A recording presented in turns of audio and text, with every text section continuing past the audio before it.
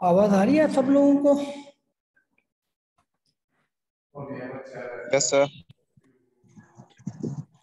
चले, टाइम हो गया है तो हम अपने सेशन का जो है वो आगाज करते हैं।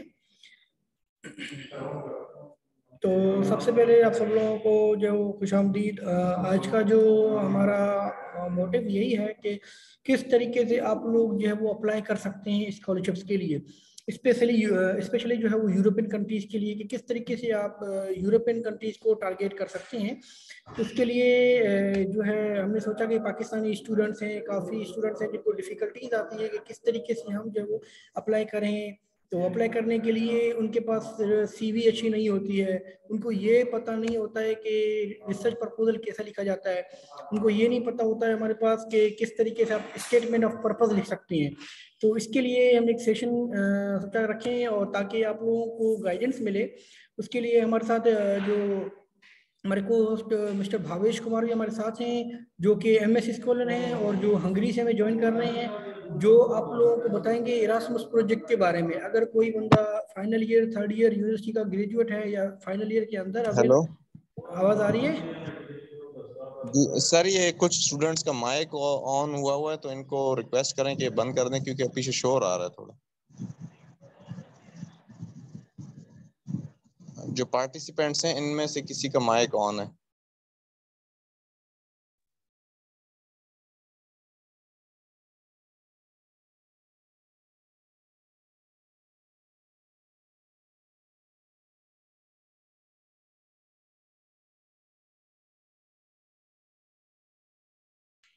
अभी आवाज आ रही है आप लोगों को?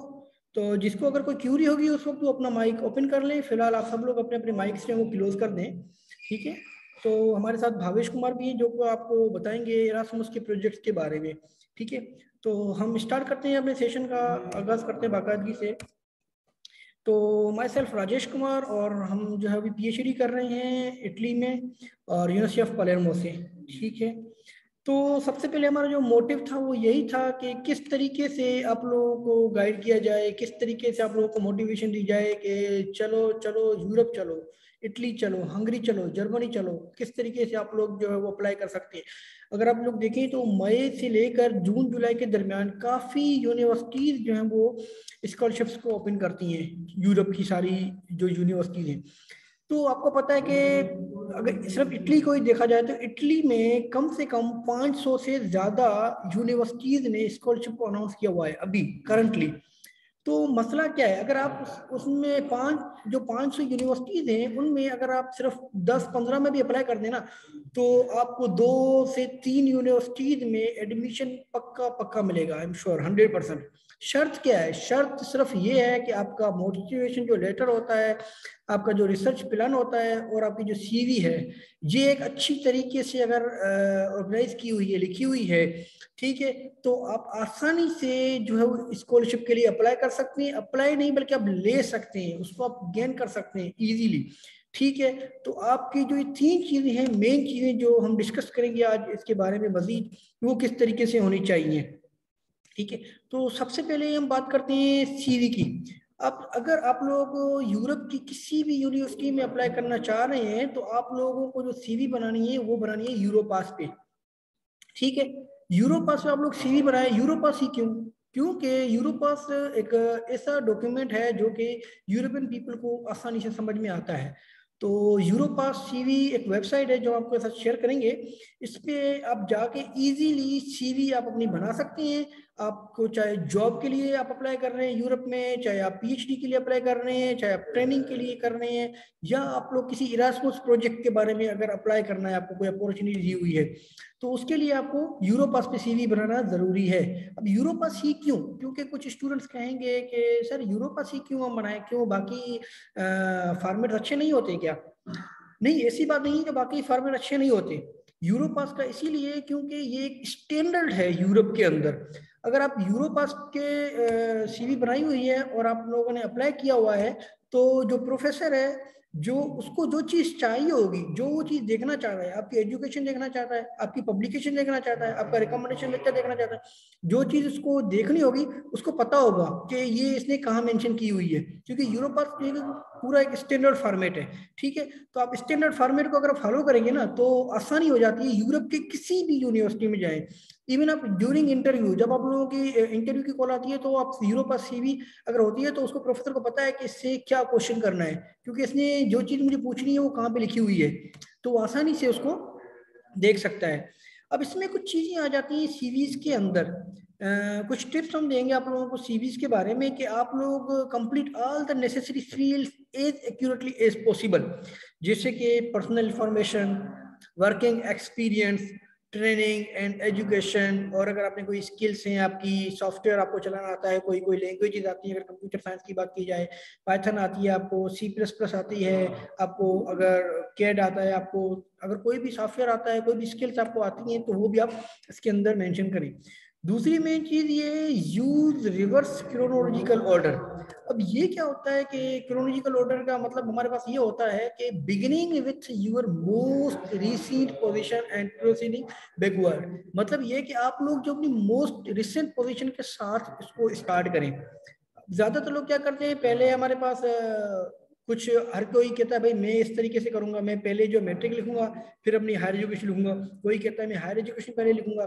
जो स्टैंडर्ड है वो यही है कि यूज रिवर्स क्रोनोलॉजिकल ऑर्डर। ठीक है, तो जो मोस्ट रिसेंट पोजीशन है, अगर आप लोगों ने पीएचडी मास्टर्स किया हुआ है, तो आप पहले मास्टर्स लिखेंगे, उसके बाद आप लिखेंगे बैचलर्स। इसी तरीके से आप रिवर्स ऑर्डर को फॉलो करेंगे। तीसरी टिप ये है कि keep your CV up to date.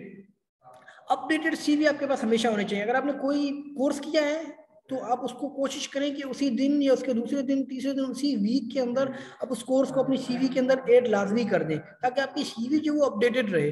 ठीक है, आपने मेंशन किया, अगर आपने सीवी को अपडेट नहीं किया और आपने एप्लीकेशन जो कोई फिल कर रहे हैं पीएचडी की, उसमें आपने लिख दिया कि भाई मैंने एक कोर्स किया है, और आपकी सीवी में मेंशन नहीं होगा, तो जो इंटरव्यू लेने वाला बंदा होगा या जो बोर्ड है आपका, वो कंफ्यूज हो जाएगा कि इसकी यहाँ पर चीज आ रही है किसने किया है, और सीवी पे आ रहा है किसने नहीं किया है। तो इसलिए आप सीवी को बिल्कुल अपडेट लिखें रखें, और जो भी आप एप्लीकेशन पोर्टल पे जाके अप्लाई करते हैं, तो कोशिश करें अपडेटेड सीवी को ही अपलोड किया करें आप लोग। ठीक है, और सीवी जो है आपकी वो लाजमी तौर पे ब्रीफ होनी चाहिए। ऐसा नहीं है, क्योंकि सीवी जो ना, कुछ लोग क्या करते हैं कि सीवी जितनी बड़ी होगी उतना अच्छा होगा, ये लोग सोचते हैं, हालांकि ऐसा नहीं होता। CV must be brief in most cases 1 to 2 pages be sufficient. अगर आपके पास ज्यादा ही कुछ है, तो any event don't exceed 3 pages. ज्यादा से ज्यादा 2 पेजेस, और बहुत ही कोई आपके पास एक्स्ट्रा ऑर्डिनरी चीज आ रही है, पब्लिकेशन आपकी बहुत ज्यादा है, तो आप उसको 3 पेजेस पे लेके जा सकते हैं, बट कोशिश करें कि आप लोग उसको 2 पेजेस पे ही रखें। दूसरी बात आपके पास ये आ जाती है कि अगर आपका वर्क एक्सपीरियंस, अगर आपका वर्क एक्सपीरियंस अच्छा है तो वेल एंड गुड। अगर आपके पास कोई सोचता है कि भाई मेरे पास एक्सपीरियंस 0 है, 1 ईयर का है, 6 मंथ का है, 3 मंथ का है, अगर लिमिटेड है, तो आप क्या करें, उसकी जगह पे एजुकेशन और ट्रेनिंग को पहले लिखिए, ताकि आपकी एजुकेशन और जो ट्रेनिंग है वो पहले आ जाएगी, आपका वर्क एक्सपीरियंस बाद में आ जाएगा, अगर आपका लिमिटेड है तो। अदरवाइज आप लोग क्या करें, हमेशा वर्क एक्सपीरियंस, अगर आपका work experience more than 1 year है, मोर देन 1.5 ईयर है, तो आप लोग अपने एक्सपीरियंस को पहले रखें, ताकि उसको पता चलेगा, जो बंदा होगा उसको पता चलेगा, ठीक है, कि किस तरीके से ये आपके पास एक्सपीरियंस है और कितना एक्सपीरियंस है। और दूसरी बात, जब आप सीवी बनाते हैं, तो कोशिश करें कि इसको 2 से 3 मरतबा चेक करें, चेक इट ट्वाइस। वो क्यों? क्योंकि कभी कभार हमारे पास मिस्टेक्स कर लेते हैं, हम स्पेलिंग मिस्टेक्स कर लेते हैं, टाइपो ग्रामेटिकल एरर्स हम कर देते हैं, जैसे कि नाम के अंदर अपनी, या कोई स्पेलिंग एक्सपीरियंस की स्पेल आ गई, या कोई ट्रेनिंग, कोई एजुकेशन इंस्टीट्यूट है उसकी आपने स्पेल कोई गलत लिख दी है, ठीक है, तो ये थोड़ा सा अच्छा नहीं लगता है, डजंट लुक गुड कि अगर आपने कोई टाइप ऑफ मिस्टेक की हुई है तो। और दूसरी बात ये है भी है कि आप जब भी कोई अपलोड करते हैं सीवी पोर्टल पे, तो मेक श्योर करें कि एक मरतबा उस सीवी को प्रिंट कर लें। आप लोग प्रिंट करके ये देख लें कि आपके पास वो सीवी कैसे लग रही है, क्योंकि हमारे पास पीडीएफ में अच्छी आ रही होती है, कभी कभार जब प्रिंट करते हैं हम तो हमें लगता है कि यार ये तो मसला आ गया, क्योंकि आपकी सीरीज जो है वो प्रिंट की जाती है। जब आपका इंटरव्यू कॉल होता है तो प्रिंट की जाती है, और प्रिंट करने के बाद जब आपका कोई प्रोफेसर ड्यूरिंग इंटरव्यू आपसे पूछेगा, सीवी उठाएगा और देखेगा अरे ये पूरा फॉर्मेट ही चेंज लगा पड़ा इसका, इसने पीडीएफ में तो सही आ रहा था बट प्रिंटिंग में सही नहीं आ रहा। तो आपको क्या करें, एक मरतबा अपनी सीवी को प्रिंट लाजमी कर दें। जब भी आप सीवी को अपडेट करें पीडीएफ फॉर्म में, तो उसको प्रिंट लाजमी करें, ताकि आपको पता चल जाएगा कि किस तरीके से आपकी सीवी आपको दिख रही है रियल में। अगर हार्ड फॉर्म में होगी, किसी बंदे के पास हार्ड फॉर्म में जाएगी, तो वो किस तरीके से दिख रही है, तो आपको आसानी हो जाएगी इसमें। अगर कोई मिस्टेक्स हो रही है, कोई प्रॉब्लम आया है, तो आप आसानी से उसको दूर कर सकते हैं। तो ये यूरोपास सीवी का टेम्पलेट है कि किस तरीके से आपके पास यूरोपास सीवी जो बनती है। कुछ और भी इसके अंदर टेम्पलेट आते हैं यूरोपास के अंदर, तो ये टेम्पलेट हमने यहाँ से उठाया हुआ है। और जो मेन ऑफिशियल वेबसाइट है यूरोपास की, वो आपके पास ये है कि आप इस वेबसाइट पे जाएंगे, ठीक है, और इस पे जाके आप क्लिक करेंगे तो आपके पास अकाउंट बना है, या आप क्लिक करें तो आपके पास आ जाएगा कि पोर्शन वाइज कि किस तरीके से आपको सीवी में अपना नाम, अपना होम का एड्रेस, अपना मोबाइल नंबर, अपना लिंक्डइन, स्काइप, जो भी चीजें हैं आप लोग वो आप लोग लिख सकते हैं इसके अंदर, ठीक है। हम आप लोगों के साथ जो है सीवी शेयर कर रहे हैं हमारी अपनी खुद की, तो आप लोग जरा गौर से देखें। पहले ये सीवी आप लोगों को नजर आ रही होगी। इस सीवी में अगर गौर से देखें तो हमारा ये भी यूरोपास का टेम्पलेट ही है। ये अराउंड 6 पेजेस की सीवी है, ठीक है। तो ये 6 पेजेस की सीवी, तो अभी जैसे कि हमने कहा था कि ज्यादा से ज्यादा सीवी जो वो 3 पेजेस की होनी चाहिए, हार्डली 3 पेजेस की, अदरवाइज 2 पेजेस की होनी चाहिए। तो देखें ये 6 पेजेस की सीवी थी, जो कि किसी के पास इतना टाइम नहीं होता है कि 6 पेजेस की सीवी को वो देखेगा कि यार इतनी बड़ी सीवी को मैं पढ़ूंगा। अगर एक बंदे की सीवी 6 पेजेस की, 5 से 6 पेजेस की है, तो अगर कोई बंदा उसको पढ़ने लग गया तो फिर वो बाकी दूसरों को टाइम ही नहीं पड़ पाएगा कि बाकियों की सीवी को कैसे देखेगा। अब लोग देख सकते हैं सीवी के अंदर हमने काफी चीजें मेंशन की है, पब्लिकेशंस की हुई हैं, रिकमेंडेशन के किस किस तरीके से आप जो आपके रिकमेंडेशन आपके प्रोफेसर्स हैं, अगर कोई कांटेक्ट करना चाहे उनसे, कोर्सेज कॉन्फ्रेंसेज हमने कितनी अटेंड की हुई है, लैंग्वेज स्किल्स और कम्युनिकेशन स्किल्स। तो इसको हमने क्या किया, इस सीवी को हमने बाद में कन्वर्ट किया 2 पेजेस पे। अगर आप गौर से देखें तो हमने किस तरीके से इस सीवी को 2 पेजेस पे कन्वर्ट किया कि सारी चीजें जो आ जाए। ये 6 पेजेस की सीवी को हमने 2 पेजेस पे कन्वर्ट किया है, पर सारी चीजें हमने डाली है। तो वो किस तरीके से किया है, अगर आप लोग गौर से देखें तो आपके साथ हम 2 पेजेस की जो सीवी है उसको भी हम शेयर कर रहे हैं आप लोगों के साथ। तो आप लोग देख सकते हैं यहाँ पर 2 पेजेस की सीवी।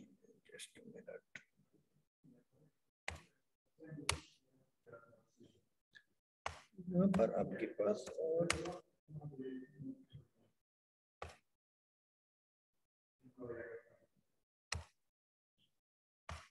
ये देखें, अगर ये सीवी देखें वो 6 पेजेस की सीवी थी। अगर आप गौर से देखें यहाँ पर आपको 2 लिख रहा है, 1 to 2, मतलब हमने 6 पेजेस की सीवी को कन्वर्ट कर दिया है 2 पेजेस के अंदर।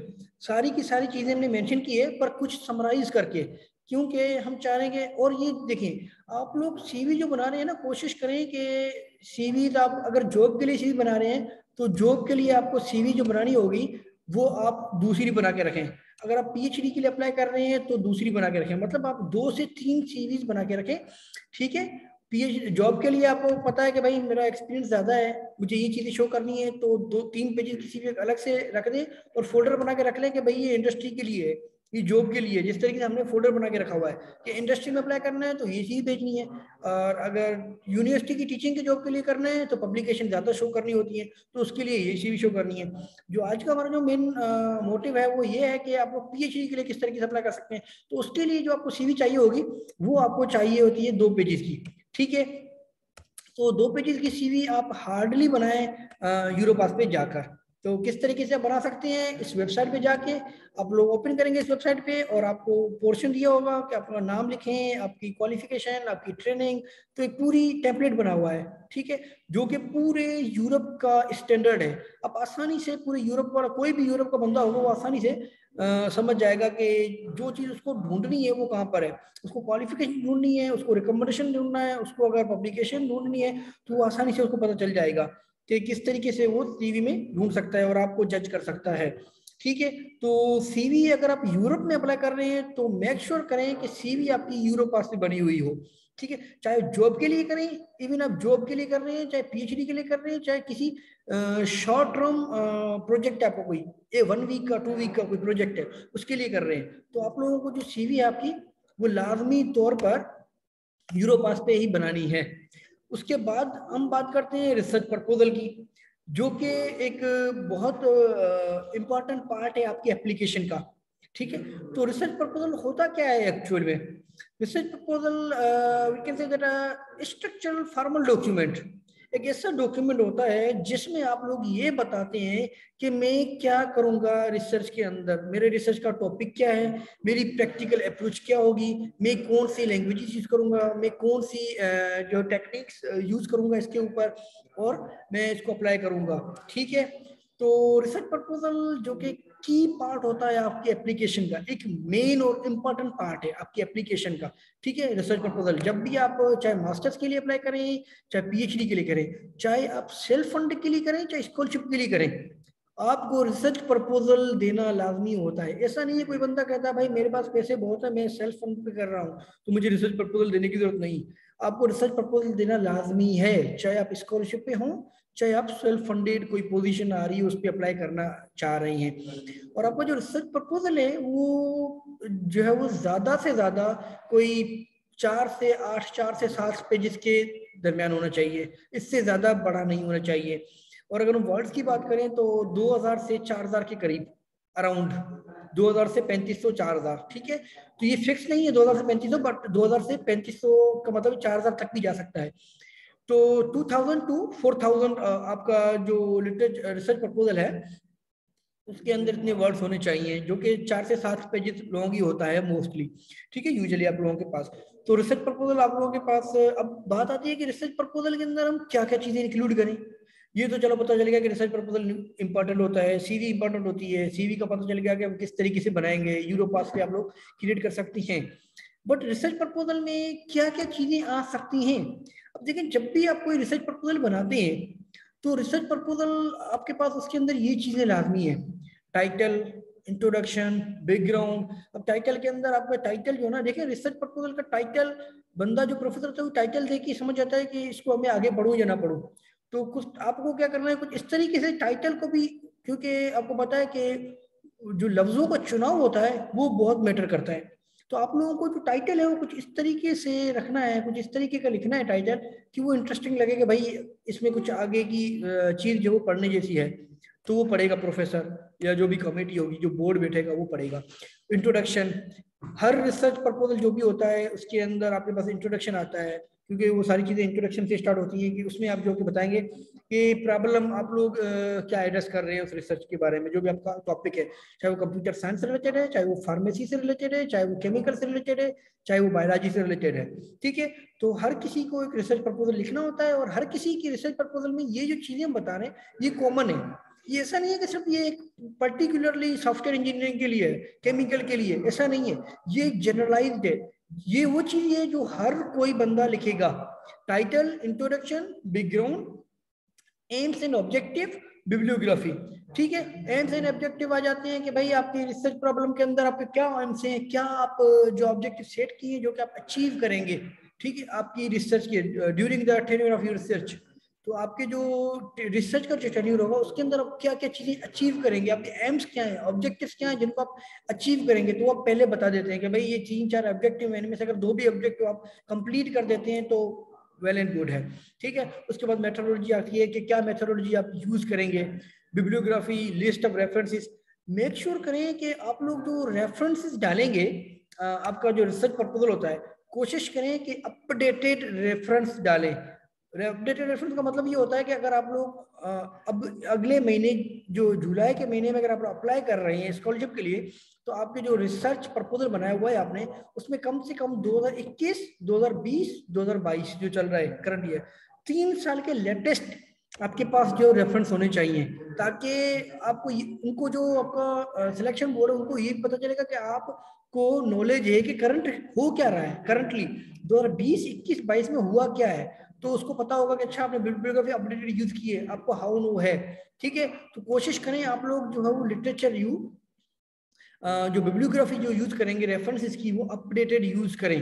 ठीक है, इसके अलावा हमने एक यहाँ से एक वीडियो है जो कि रिसर्च प्रपोजल के हवाले से एक शॉर्ट वीडियो हम आप लोगों के साथ शेयर करेंगे, जो कि आप लोग देख सकते हैं यहाँ से।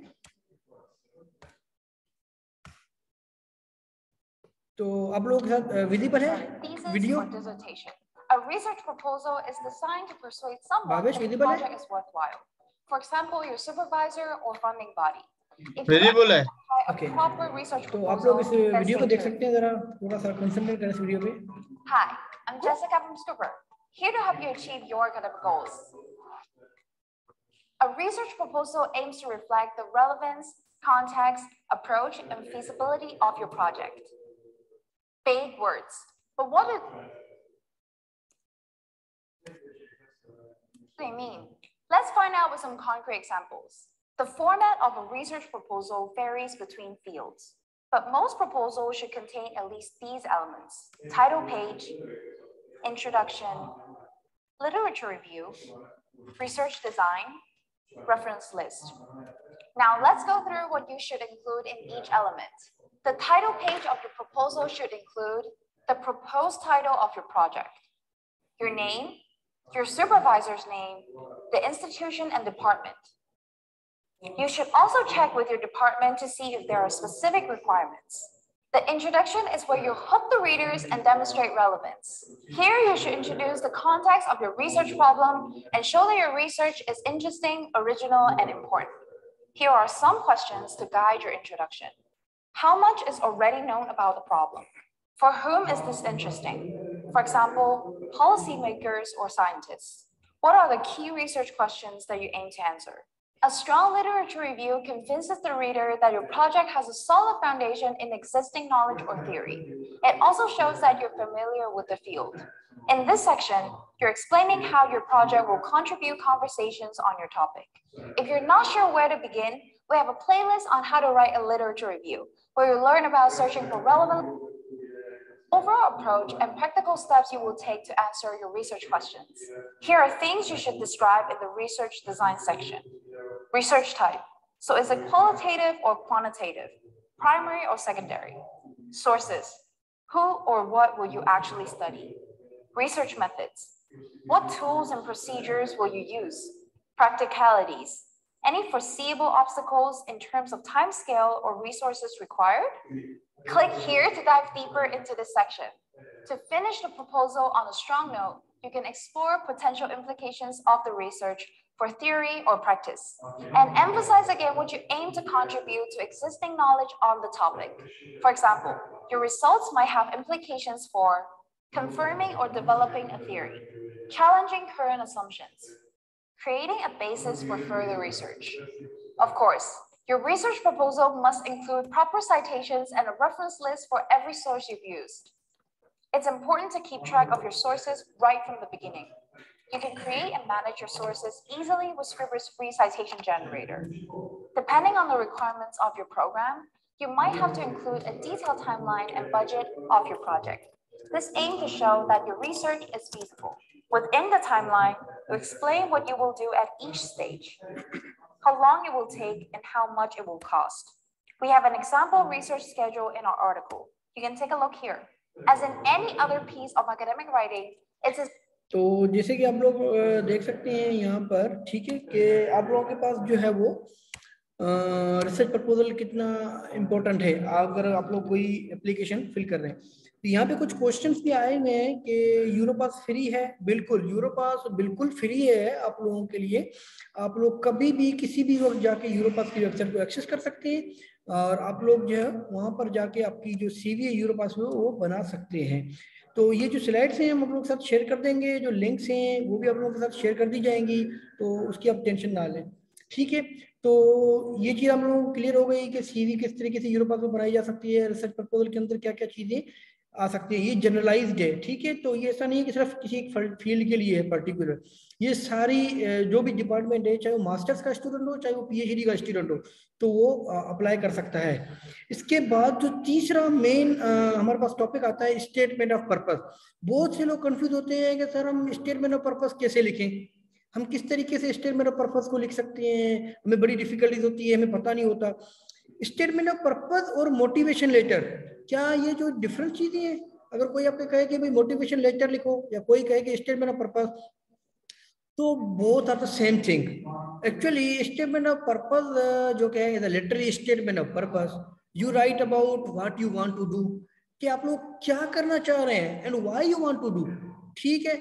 तो why you think you have necessary procedure and also how your plan align with the college, किस तरीके से आप उनको बताएंगे अपना जो आपकी यूनिवर्सिटी है, how you can explain them, किस तरीके से आप उनको एक्सप्लेन करेंगे कि भाई मेरी जो रिक्वायरमेंट है आप लोगों के साथ मैच हो रही है, मैं जो है वो काम इस तरीके से करूंगा और ये काम करूंगा, ठीक है। तो ये आपके पास चीजें आ जाती हैं स्टेटमेंट ऑफ पर्पस के अंदर, जो कि आपका मोटिवेशन लेटर कहलाता है। स्टेटमेंट ऑफ पर्पस जिसको हम कहते हैं कि ये एक लेटर ऑफ इंटेंट या मोटिवेशन लेटर, इसके नाम काफी हो सकते हैं, कोई कहता है मोटिवेशन लेटर, कोई कहता है लेटर ऑफ इंटेंट, ठीक है। तो डिफरेंट डिफरेंट इनके नाम है आप लोगों के पास, जिसके अंदर ये बताना है कि introduce your interest and experience, वही चीज के what to do, why to do, how to do, आप क्यों करेंगे, किस तरीके से करेंगे, ताकि एडमिशन जो कमेटी है वो आपका जो स्टेटमेंट ऑफ पर्पस देखेगी, ठीक है, जिसमें आप अपनी चीजें बताएंगे कि आप अपने प्रोग्राम को, चाहे मास्टर्स का प्रोग्राम है चाहे पीएचडी का प्रोग्राम है, ठीक है, उसके अंदर आप बताएंगे कि भाई मेरा पास्ट का रिसर्च का एक्सपीरियंस है वो ये है, और मैं इस तरीके से जो है वो आगे काम करूंगी या करूंगा। इमरान खान ने क्वेश्चन किया है कि पब्लिकेशंस कितनी होनी चाहिए। देखिए आपकी सीवी के अंदर हम रिकमेंड करेंगे, अगर मास्टर्स की एडमिशन के लिए आप अप्लाई कर रहे हैं तो एटलीस्ट 1 to 2 पब्लिकेशन होनी चाहिए आपके पास, ताकि जब आपकी मास्टर्स की आप अप्लाई कर रहे होते हैं तो उनको ये पता चलेगा कि भाई इसको रिसर्च का आइडिया है। तो कोशिश करें 2 रिसर्च पेपर, और ये डजंट मैटर कि कौन से जर्नल में, चाहे पाकिस्तान के जर्नल में है चाहे किसी इंटरनेशनल जर्नल में हो, उसका कोई फर्क नहीं पड़ता मास्टर्स लेवल पे, कि आपकी सीवी में ये शो होना चाहिए कि भाई आपकी पब्लिकेशन कितनी है, ठीक है। हमारी अभी तक की पब्लिकेशन मोर देन 22 है। इट डजंट मैटर कि कौन से जर्नल में आप करवाते हैं, चाहे मास्टर्स पे चाहे पीएचडी पे, चाहे उसका फर्क सिर्फ पीएचडी लेवल पे पड़ता है, मास्टर्स लेवल पे इतना फर्क नहीं पड़ता कि आपकी पब्लिकेशन 10 हो 12 हो। पर रिकमेंड करेंगे, हम सजेस्ट आपको जो रिकमेंड करेंगे वो यही करेंगे कि कोशिश करें कि आपकी पब्लिकेशन 1 से 2 पब्लिकेशन लाजमी हो अगर आप मास्टर्स के लिए अप्लाई कर रहे हैं। और आपको पता है कि मास्टर्स के लिए आइल्स भी जरूरी नहीं है। यहाँ पे जो कहते हैं ना कि सर हमें आइल्स नहीं है हमारे पास, कैसे एडमिशन लें, आप विदाउट, क्योंकि हमने जो सेशन किया है एक पहले सेशन कर चुके हैं, इस सेशन से पहले भी हम सेशन कर चुके हैं जिसमें हमने क्लियर चीजें बताई थी कि आइल्स जरूरी नहीं होता है। यहाँ पर आप इटली में ही देख लें अगर, तो आइल्स की कोई जरूरत नहीं है, आपकी इंग्लिश प्रोफेशन की सर्टिफिकेट आपके पास अवेलेबल है तो आप अप्लाई करें उस बेस पे और आसानी से आपको एडमिशन हो जाता है। बस सीवी, रिसर्च स्टेटमेंट, प्रपोजल, आपका ये चीजें मैटर करती हैं। आपकी पब्लिकेशन सीवी के अंदर 1 से 2 है तो और भी अच्छी बात है आप लोगों के पास, जो कि आपको फायदा देगी, ठीक है। कुछ स्टेटमेंट ऑफ पर्पस के जो हमने सैंपल्स भी रखे हुए हैं कि जिसमें हर बंदा अपने अपने हिसाब से डिसाइड करता है, कोई कंप्यूटर का, कोई केमिस्ट्री का, कोई बायोलॉजी का, कि किस तरीके से कौन किस तरीके से बता सकता है, जिसमें मोस्टली आपको ये बताना है कि आपका पास्ट एक्सपीरियंस क्या रहा है रिसर्च में, ठीक है, मास्टर्स लेवल पे या पीएचडी लेवल पे। तो उससे क्या होगा, थोड़ा सा आपका जो चांसेस है ना वो बढ़ जाते हैं, समझ लेंगे 20-30% चांस बढ़ जाते हैं कि आपको एडमिशन मिल जाए, ठीक है। तो ये बड़ा फायदा आता है। तो अभी करंटली कुछ स्कॉलरशिप ओपन है, अभी यहाँ पे हमने डेट मेंशन की हुई है कि 30 जून इस यूनिवर्सिटीज की एडमिशन है, इनकी जो 21 जुलाई तक है, और ये 14 जुलाई तक, 15 जुलाई तक, 20 जुलाई तक यूनिवर्सिटी ऑफ फ्लोरेंस है। तो ये डिफरेंट डिफरेंट यूनिवर्सिटीज हैं जिसमें किसी और आपको पता है कि यूनिवर्सिटीज की फीस जो होती है एप्लीकेशन फी, मोस्टली 80% यूनिवर्सिटीज की फीस नहीं होती, सिर्फ 20% यूनिवर्सिटीज की फीस होती है, जो कि होती है 30 यूरो, 25 यूरो, 20 यूरो, इससे ज्यादा नहीं होती है। रेयर केस में कोई यूनिवर्सिटी कहती है कि भाई 40 से 50 यूरो दो, अदरवाइज 30 यूरो, 20 यूरो फीस होती है, वो भी सिर्फ 20% यूनिवर्सिटीज की। 80% यूनिवर्सिटी तो कहती है फ्री में आप एप्लीकेशन फिल करें, और आप अगर सिलेक्ट हो जाते हैं, आपकी सीवी अच्छी है, आपका रिसर्च प्रपोजल अच्छा है, तो आपको इंटरव्यू कॉल आ जाती है, और इंटरव्यू कॉल आ गई तो आप कोशिश करें कि अच्छी सी प्रेजेंटेशन बनाएं और वो आप दें। ठीक है, तो ये कुछ और भी यूनिवर्सिटीज हैं जो आप लोग जो कि अभी ओपन है। इसकी डेडलाइन आप देख सकते हैं 22 जुलाई है, इसकी 25 जुलाई है, यहाँ पे 14 अगस्त, 26 अगस्त नेपल्स की यूनिवर्सिटी की, और डिफरेंट यूनिवर्सिटीज की जो है वो आपके पास ओपन है। अब डिपार्टमेंट भी देखें, यहाँ पे 76 पीएचडी पोजीशन अवेलेबल है।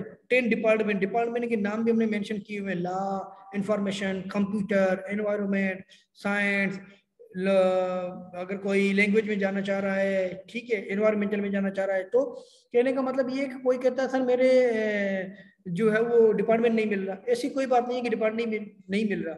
यहाँ पे सब डिपार्टमेंट है, कोई ऐसी चीज नहीं है किसी का डिपार्टमेंट नहीं होगा कि किस तरीके से हम अप्लाई करें।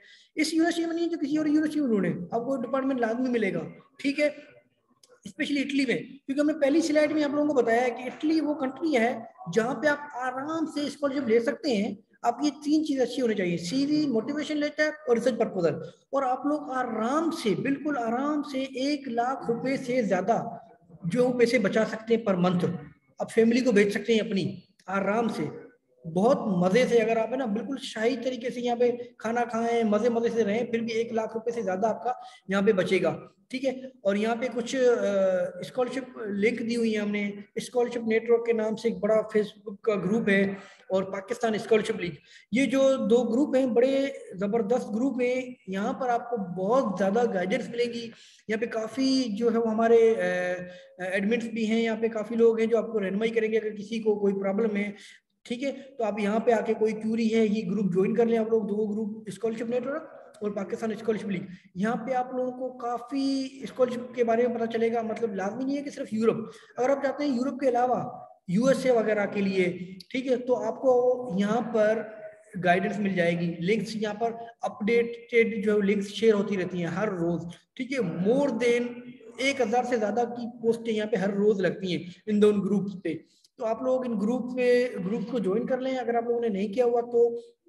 ठीक है, इसके अलावा वेबसाइट्स हम दे रहे हैं कुछ आप लोगों को। ये यूरोपा, मतलब यूरोप की जो भी स्कॉलरशिप होती है, मेरी क्यूरी हो गया, इटली की गवर्नमेंट हो गया, जर्मनी की दाद हो गई, तो वो इन पे लगती है।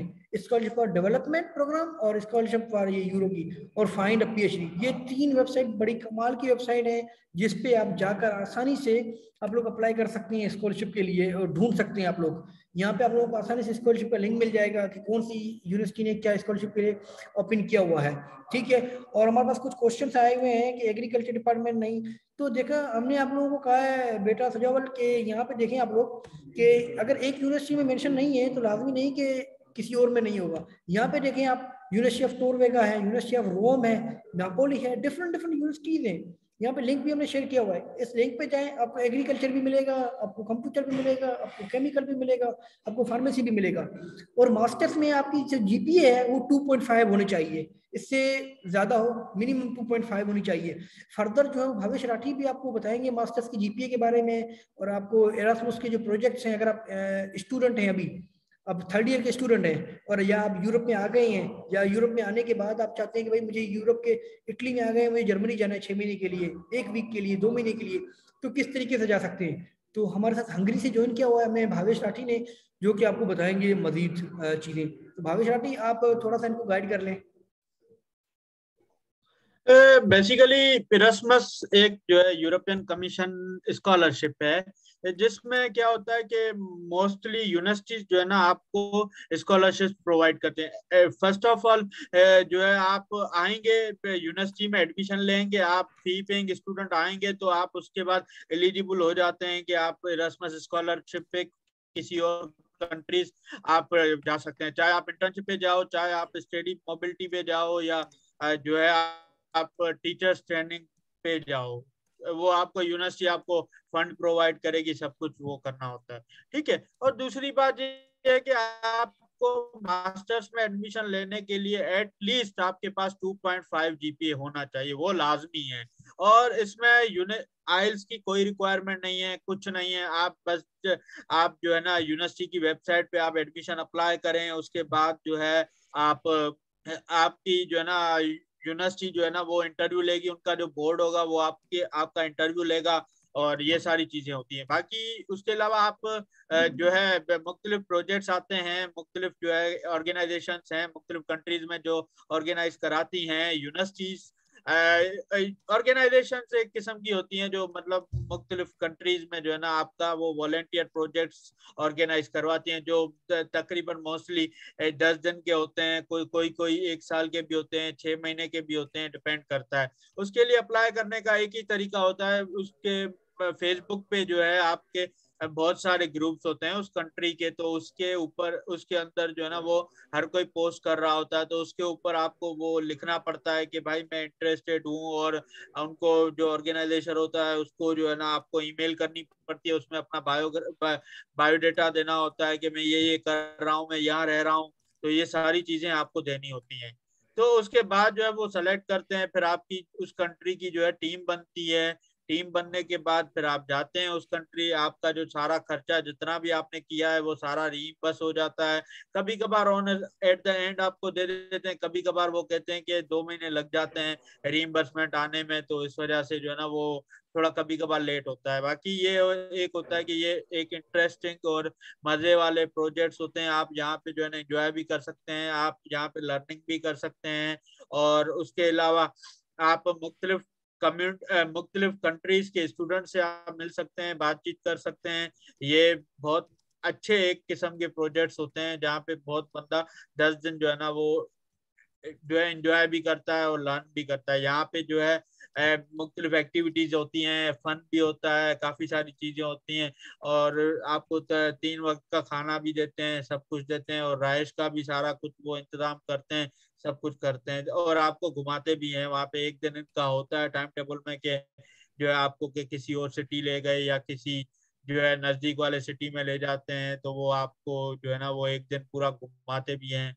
तो इस तरह से चलता रहता है। ये है बेसिकली प्रोजेक्ट्स। बाकी अभी देखें कोई इतना कोई इशू नहीं होता है, ये यूरोप में आने का तो इतना बड़ा कोई इशू होता नहीं। मेन एक बात में जैसे राजेश ने जो है आपको डिस्कस किया कि जो है स्टेटमेंट ऑफ पर्पस और मोटिवेशन लेटर कैसे लिखना है, तो वो मोटिवेशन लेटर और statement of purpose totally same चीज होती है। तो उसमें आपको बेसिकली क्या होता है कि आपको जो है अपना बायोडेटा इंट्रोडक्शन देना होता है। उसके बाद आप अपने डिग्री के बारे में बताएंगे कि भाई मैंने बैचलर्स इसमें की है, और आप कुछ जो है मास्टर्स के कैरिकुलम के कोर्सेज बताएंगे, और उसके बाद आप एट द एंड आप उस कंट्री में आने के लिए आपको स्ट्रॉन्ग टाइज बताने पड़ेंगे। भाई मैं जो है डिग्री कंप्लीट करके मैं वापसी अपने मुल्क जाऊंगा, वहाँ पे बहुत अपॉर्चुनिटीज है, ये वो इस तरह से चीजें जो है ना आपको मेंशन करनी होती है, वो जस्टिफाई करना होता है। क्योंकि अगर आप ये चीजें जस्टिफाई नहीं करेंगे तो फिर आपको जो है ना वीजा मिलने के चांसेस बहुत कम हो जाते हैं।